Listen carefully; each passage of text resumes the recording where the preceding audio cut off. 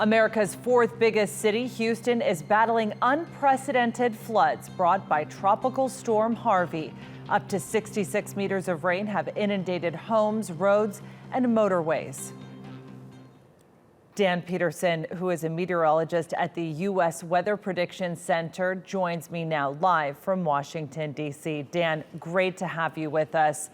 A hurricane. Thank you for having me. Thank you. A hurricane followed by record rainfall in a state that doesn't really see that much rain.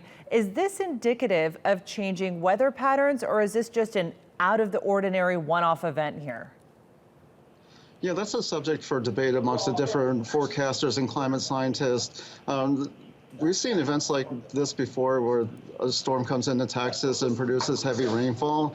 And so we're comparing different storms in history, such as 1979 Tropical Storm Claudette produced a couple of feet or meters of rainfall in Texas, as did Tropical Storm Allison in 1989. So there was a couple of different precedents that we've seen in Texas where landfalling storms have produced very heavy rainfalls. And what's unique about Harvey is we're now going to be challenging those records set by those two storms.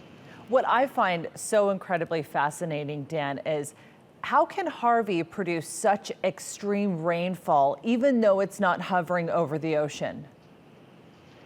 Yeah, what happens is tropical storms get their energy and moisture from the ocean, and as long as the storm has a tap or literally a connection to the ocean, it can keep taking that moisture from the ocean and bringing it inland and then depositing it as rainfall. And so actually when we're forecasting the end of a rainfall event, we look for that connection or hose to get disconnected from the ocean. When that occurs, then the rainfall amounts start going down.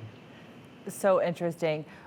Tell us a little bit about why this moved so quickly from a Category 1 to a Category 4 and what Harvey is going to do next. Right. Well, what happened was at the end of last week when the storm was entering the Gulf of Mexico, it encountered an area of very warm water. And so the hurricanes look for the warmest pocket of the waters for the maximum possible intensification.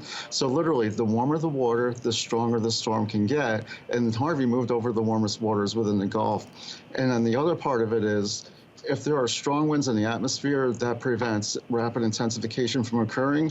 And Harvey moved out of an area of stronger winds into an area of weaker winds. So you had both the weaker winds and the very warm water temperatures, both of which combined to provide factors favorable for rapid intensification. And so we saw that overnight change from Category 1 to Category 4 before it came on shore and land. Well, one thing is for sure, Dan, you have a very interesting job. Thanks for being with us.